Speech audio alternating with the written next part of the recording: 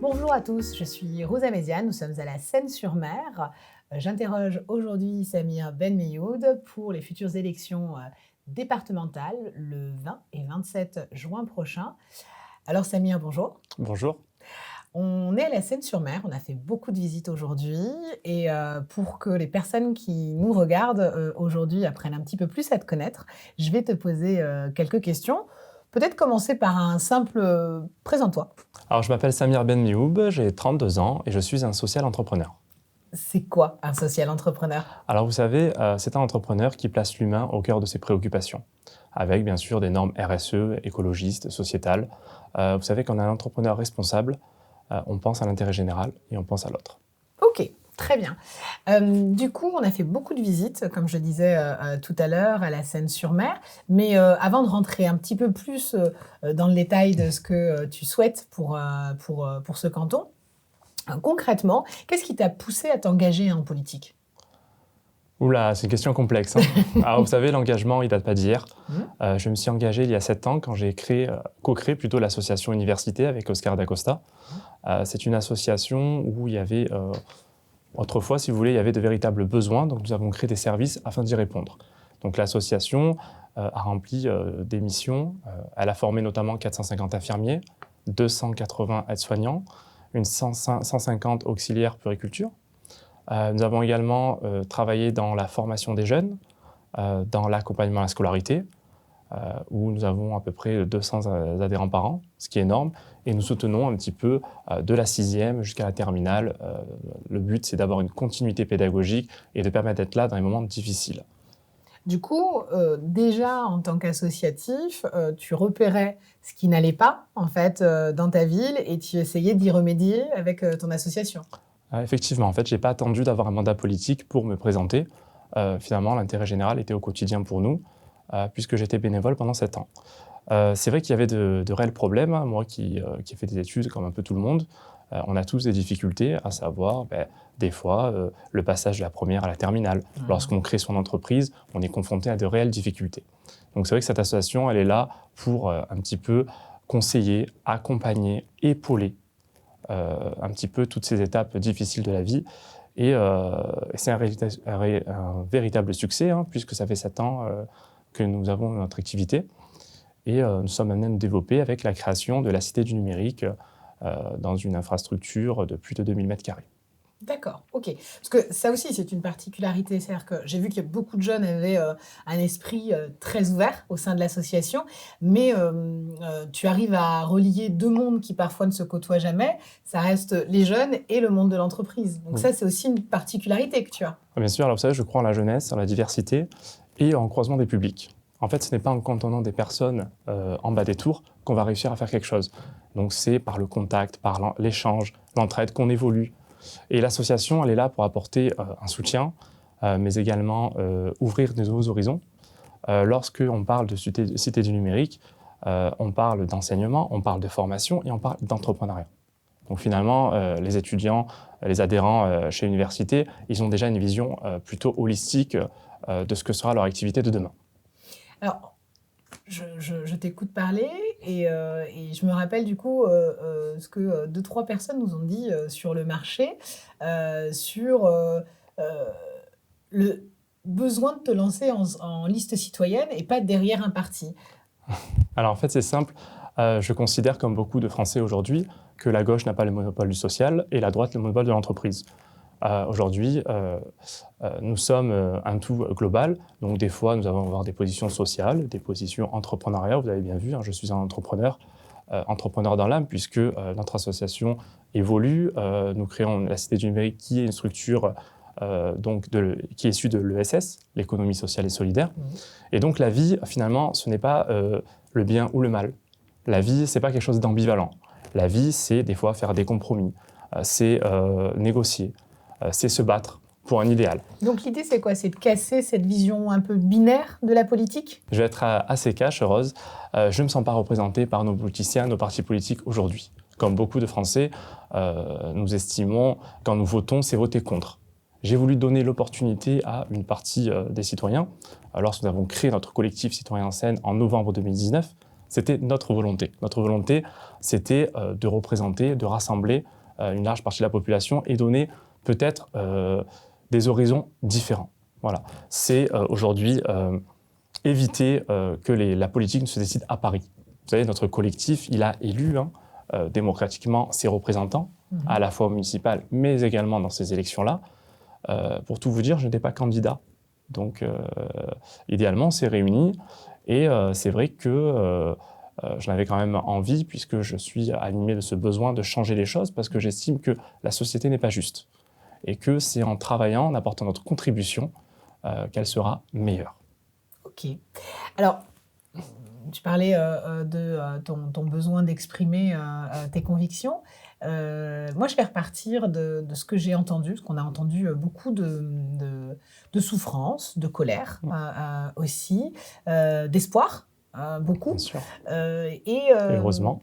Et heureusement, exactement. Alors, c'est départemental, on s'est rendu compte au final, alors après le fait de râler sur les politiciens et sur leur inaction, pas toujours justifié, mais effectivement, avec très souvent quand même du fond. Concrètement, beaucoup ne savent pas quelles sont les prérogatives et les responsabilités du département. Et donc, j'ai remarqué que tu faisais beaucoup de pédagogie au moment où tu allais à la rencontre en fait, des habitants. Bien sûr. Alors, en tant que liste citoyenne, c'est tout naturel que nous présentons les différentes compétences, que nous sensibilisons aussi aux élections, parce que voter, c'est pas juste un acte démocratique. Voter, c'est agir pour sa société, c'est choisir des représentants qui seront dignes et de les représenter.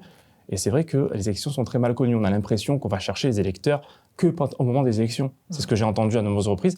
Mais c'est un point de vue que je partage aussi. Finalement, je me sens aussi électeur que candidat. Donc c'est peut-être la diversité ou en tout cas l'intérêt de notre candidature. Je t'ai vu très animé dans un certain nombre d'échanges où c'est vrai que parfois tu te reconnaissais pleinement dans ce qui était dit, mais tu mettais aussi l'électeur face à ses responsabilités. Vous savez, aujourd'hui, on ne peut pas être contre tout. On ne peut pas reprocher à des candidats ou à des politiques aujourd'hui lorsqu'on ne vote pas. Voilà. Voter, c'est pas uniquement un acte citoyen, c'est pas se lever un dimanche et mettre un bulletin de vote dans une enveloppe. Voter, c'est s'exprimer, c'est choisir, c'est s'intéresser à la vie politique, c'est confronter des programmes, confronter des idées. Moi, ce qui me chagrine aujourd'hui, c'est le Rassemblement national. Voilà, parce que c'est un vote contre. Donc aujourd'hui, chez Citoyens en Scène, on a fait le choix de présenter un programme, d'avoir une... Je pense qu'on a beaucoup d'idées, mais c'est vraiment présenter... je suis pas là pour être un front républicain. Tout d'abord, le Front républicain, j'espère que c'est tout le monde sauf le Rassemblement national. Enfin, je l'espère. Quoique, il y a certains candidats qui se droitisent pas mal, de plus en plus en tout cas. Qui s'extrême droitisent alors? Parce que ma foi, la droite n'est pas un problème en soi, qui s'extrême droitisent. Oui, on a des candidats qui s'extrême droitisent énormément. Okay, qui se radicalisent dans leur position. Mais alors, justement, on est quand même sur une région qui a connu aussi des passages à l'extrême droite, je pense à la ville de Toulon. Et qui a énormément souffert. Exactement. Et donc, comment on arrive à convaincre ces électeurs qui sont dans un vote contestataire, ou aussi à les convaincre ces gens qui s'abstiennent de faire leur devoir citoyen ou d'exprimer leur opinion à travers les urnes? Alors c'est un travail, il faut démultiplier les échanges, il faut aller à la rencontre des habitants, il faut faire un travail de pédagogie. Comme vous le disiez tout à l'heure, qu'on expliquait les compétences du département, le département il intervient finalement dans la vie de tous les jours. Peut-être que le citoyen ne le sent pas, ne le perçoit pas, mais c'est une réalité. La deuxième chose, c'est aussi de présenter des programmes avec des choses qui sont réalisables. Parce que quand vous présentez un programme, vous allez à la rencontre de l'électeur, forcément il va confronter les autres programmes.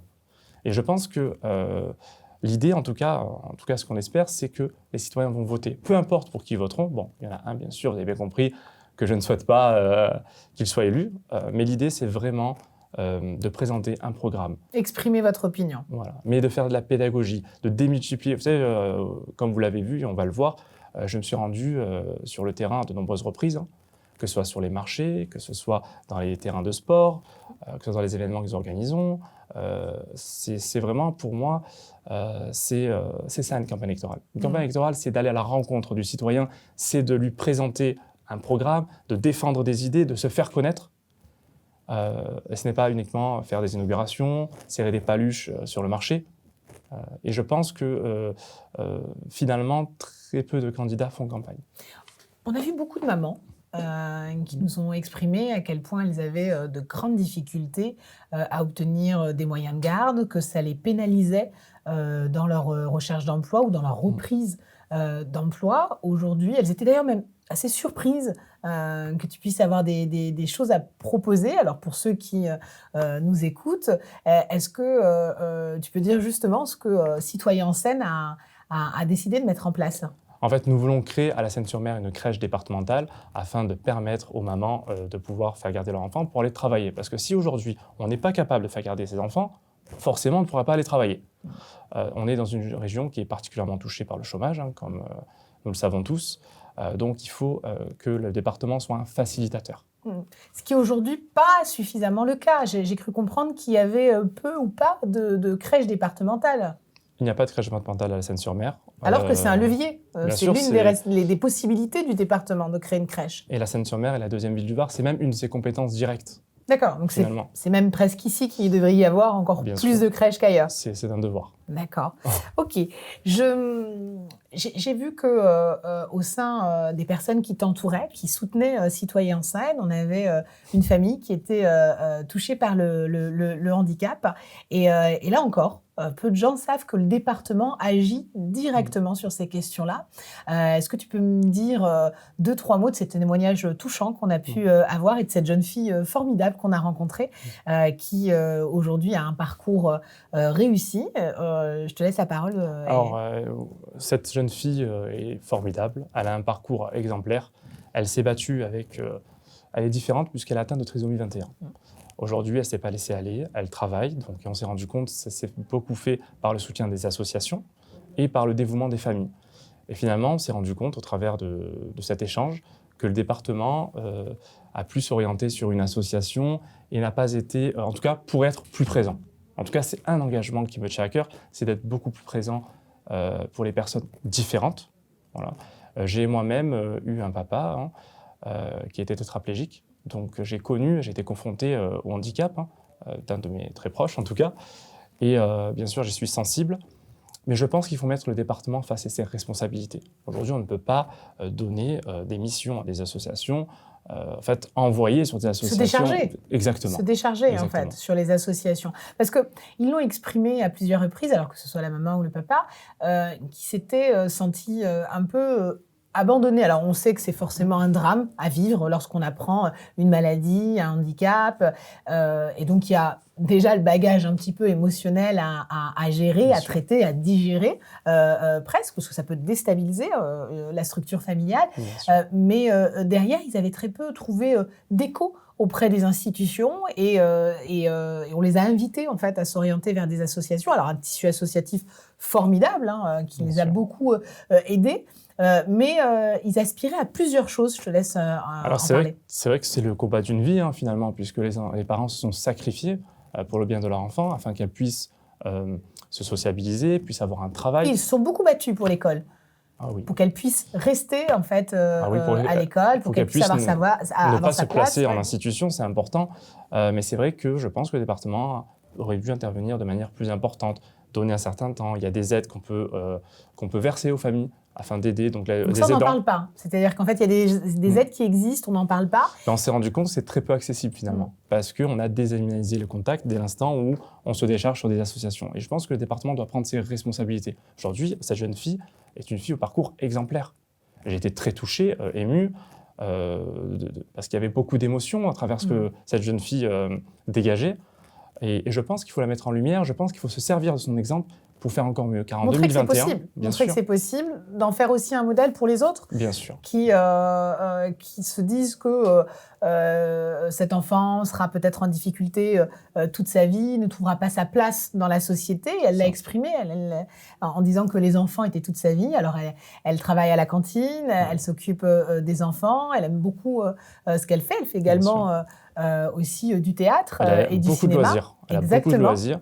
Et c'est vrai que quand vous regardez à côté de vous et que vous voyez finalement que des personnes avec des difficultés plus importantes que les vôtres s'en sortent, il y a un certain sentiment qui s'anime de vous et vous avez envie de réussir. Stimulant, Voilà, c'est un devoir de réussir. Mais lorsque vous vous retournez et vous voyez des personnes qui ne réussissent pas, ça ne vous donne pas envie de réussir. C'est pas encourageant. On célèbre pas assez la réussite? Ah oui, je suis d'accord. Ça, je suis totalement d'accord avec vous. En tout cas, je rejoins ce point de vue. Il faut la célébrer. Il faut l'honorer.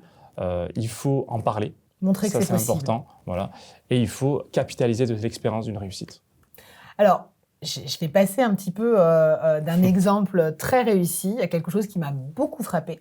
Ce sont ces jeunes qu'on a rencontrés au stade de foot.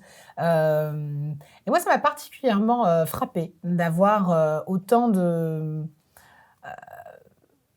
désespoir dans des personnes qui sont presque au démarrage de leur vie. Comment tu expliques qu'on ait autant de personnes assez jeunes, parce que pour le coup, la Seine-sur-Mer est une ville très dynamique avec beaucoup de jeunes et en tout cas une vision de l'avenir très noircie. C'est des jeunes qui se sentent abandonnés par les institutions, c'est des jeunes qui sont en souffrance aujourd'hui, qui veulent s'insérer professionnellement, pour lesquels c'est compliqué.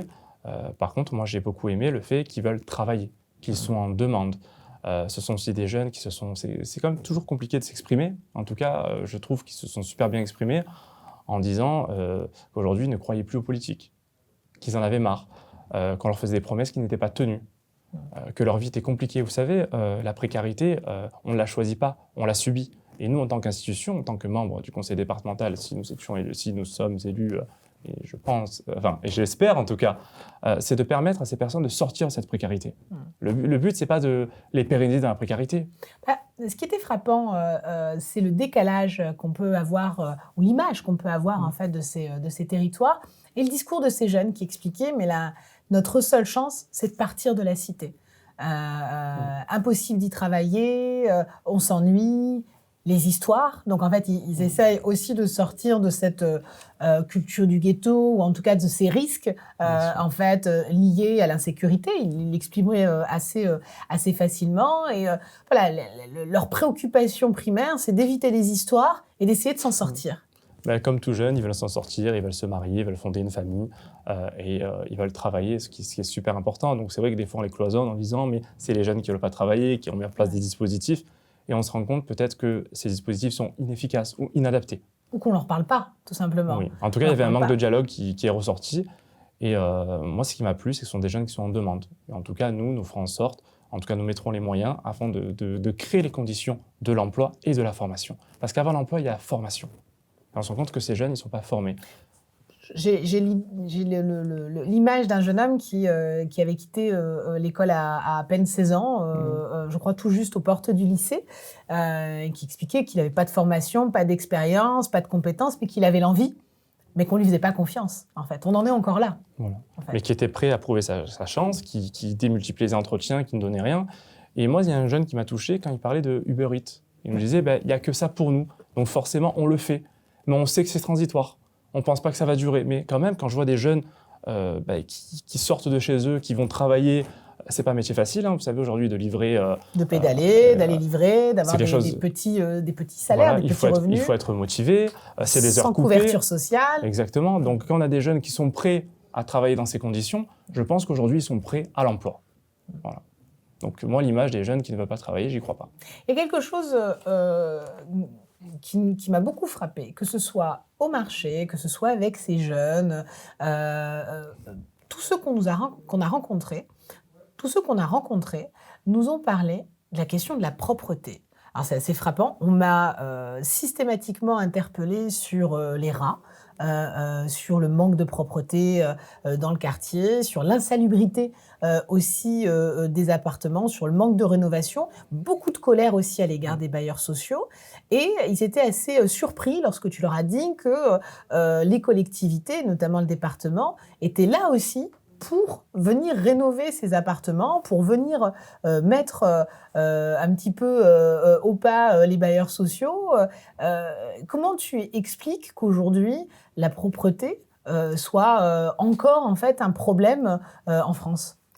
Alors c'est assez compliqué parce que là j'ai deux casquettes. J'ai la casquette de candidat et je suis également administrateur à Toulon Habitat Méditerranée. Il y a de gros problèmes à la Seine-sur-Mer, il faut se le dire, de logement, d'insalubrité. Il y a énormément de rats. Je pense même vous dire qu'il y a peut-être plus de rats que d'humains En tout cas, donc on a un dans parc ce quartier. immobilier très vieux, en fait, Pourtant, non, vétuste. parce qu'il a subi l'un des plus grands programmes de rénovation urbaine. Alors, Donc, il me qu'est-ce semble le qui se deuxième passe, de en France. fait Comment Il y a comment eu on en peut-être, arrive on a raté certainement quelque chose, un manque d'éducation, un manque d'accompagnement. Il y a aussi des mauvais comportements, parce que ce n'est pas uniquement la faute des collectivités, et pour le coup de THM, puisque j'y siège, qui mettent en œuvre, avec les moyens qu'ils possèdent, en tout cas, qui œuvrent dans la dératisation, peut-être pas suffisamment. En tout cas, moi, je plaide et je travaille pour que THM puisse s'investir plus pleinement dans cette mission. Parce qu'en 2021, on se rend compte qu'on occupe des logements qui sont insalubres, alors qu'on a un parc immobilier qui est rénové. On a sur un parc de 4500 logements, 500 logements qui sont fermés. Donc, il y a une difficulté pour se loger. Donc oui, les habitants Donc sont en 500 souffrance. logements aujourd'hui qui sont fermés et des familles qui n'aspirent que ça à trouver plus grand ou à déménager. Oui, alors moi je trouve que c'est une chance que THM aujourd'hui, en tout cas il y a eu cette fusion entre TSH et THF, enfin plutôt une absorption du plus gros, parce que ça va permettre aussi de mettre en place des plans de rénovation, et c'est le cas. Mais on a un passif qui est important. C'est vrai qu'on fait aussi l'éducation, parce que dans cette élection, finalement, je fais beaucoup d'éducation à les familles en expliquant qu'il y a des choses qui vont se mettre en place, qui se feront dans quelques temps. Mais vous parlez de la solidarité du département. Bien entendu que le département a un rôle à jouer. Le département, il n'est pas là pour rester cantonné à ses compétences. Déjà, il y a des compétences qui sont partagées. Donc le département, il peut soutenir à travers un investissement, un cofinancement, des questions d'handicap, des questions de sécurité, des questions d'insalubrité. C'est des choses, en tout cas, c'est fondamental que le département puisse se positionner. J'ai trouvé que les besoins étaient presque primaires. Je veux juste mieux me loger, travailler, vivre tranquillement. Les jeunes nous ont parlé aussi d'un ennui terrible, de leur obligation de forcer en fait un terrain pour pouvoir y jouer, le fait de ne pas avoir de cinéma. C'est assez frappant dans une ville aussi grande, aussi dynamique comme la Seine-sur-Mer, de ne pas avoir un cinéma là où il en existe presque partout en France. Donc pourquoi la culture semble si délaissée Alors c'est vrai que pour la deuxième ville du Var, de ne pas avoir de cinéma, c'est quand même assez étonnant. Donc c'est vrai que l'ancienne municipalité était sur un projet qui a tardé, qui a eu énormément de recours. Aujourd'hui, c'est un projet qui est encore retardé pour des choix différents. Mais vous savez, moi je pense que la Seine-sur-Mer doit avoir son cinéma. Et c'est des choses qu'on peut faire assez rapidement. Vous savez, il y a l'ancien théâtre Apollinaire, qui nous suffirait de racheter. En tout cas, moi, je m'engage en tant qu'élu, au nom du département, de racheter ce bâtiment, de créer 2 ou 3 salles de cinéma, voilà. Parce que c'est important. On ne peut pas aujourd'hui faire patienter les Sénois en leur disant bon, il n'y a pas de cinéma, il faut attendre. Il faut proposer une vraie offre, donc quelques salles, de manière régulière. Voilà. Ça, c'est des choses qui sont assez simples. Ensuite, concernant les besoins primaires, en tout cas, il y a un gros travail et le département, en tout cas, sera aux côtés de chacun. Mais c'est bien, dans tout ce qu'on a entendu, finalement, ça montre qu'il y a beaucoup de travail. Donc, dans ce canton, il y a 8 candidats, c'est qu'il y a énormément de boulot, et nous, en tout cas, on est prêts. On est prêts à faire. On est prêts à se battre, enfin, pour permettre aussi à tous d'avoir une vie décente. Quand vous parlez des jeunes qui se disaient on rentre par un trou, on ne nous permet pas de rentrer dans l'infrastructure sportive. Ça, c'est vrai que ça m'a... alors, bien sûr que ça m'a choqué profondément. Mais c'est symptomatique, en fait, de beaucoup de choses dans ce territoire, qu'un équipement sportif ne soit pas ouvert pour les habitants ou hors période scolaire, pour que tout le monde puisse en profiter. En tout cas, nous le proposons. Nous proposons que les équipements sportifs des collèges soient ouverts en dehors des temps scolaires aux habitants et aux associations. C'est important parce que c'est aussi se respecter, c'est aussi travailler ensemble, et finalement, ces infrastructures, elles sont là pour eux. Oui. Voilà. Oui, elles sont en bas de leur immeuble, elles sont aussi là pour eux. On ne peut pas dire on vous construit un stade énorme, mais vous n'avez pas la porte, il faut que vous escaladez, ou vous rentrez par un trou. Enfin, vous vous rendez compte, c'est compliqué quand même de passer par un trou. D'avoir un beau stade en bas de chez soi et de ne pas pouvoir y aller parce qu'on explique qu'il n'est pas ouvert, qu'il n'est pas réservé. Donc ça, en tout cas, c'est compliqué. Et aujourd'hui, les Sénois, pour pouvoir avoir accès un peu à des loisirs, à des moments de convivialité, sont presque obligés d'aller dans des villes limitrophes pour pouvoir le faire, que ce soit pour des festivals, pour des fêtes, comme si aujourd'hui, à la Seine, on n'était pas capable d'organiser en fait des grands, des grands événements, comme si on n'était pas capable de fédérer la population autour de grands projets, qu'ils soient sportifs, culturels, professionnels aussi. Et j'ai le sentiment que on a une ville existante avec des habitants qui nous montrent leur envie, leur énergie, mais des choses qui se passent ailleurs. Comme si rien ne pouvait se passer à la Seine, comme si la Seine-sur-Mer ne pouvait pas être quelque part le moteur en fait de ce territoire. Alors pour le coup, c'est une compétence du département, la culture. Donc le département il a toute sa place dans cette action. Et c'est vrai que nous devons initier, nous devons travailler. Il ne faut pas attendre que ça arrive. Je pense qu'aujourd'hui, en tant qu'élus, nous devons proposer des choses. Et c'est ce que nous comptons faire avec des festivals de grande ampleur, avec des forums. C'est très important, mais si aujourd'hui vous ne proposez pas, il ne se passera rien dans ce territoire. Nous avons un tissu associatif qui est ultra dynamique. Et ça, il faut l'honorer, mais peut-être l'aider, lui permettre de créer des événements de plus grande ampleur, de travailler, consolider, s'organiser et travailler avec les moyens de la collectivité. Et donc, j'ai l'impression qu'aujourd'hui, ce que vous souhaitez faire, ou ce que tu souhaites faire, c'est un petit peu que la Seine-sur-Mer redevienne une locomotive, en fait. Et que cette énergie, elle soit pas impulsée que par les habitants ou que par les associatifs, mais qu'au contraire, elle soit poussée, en fait, par le département.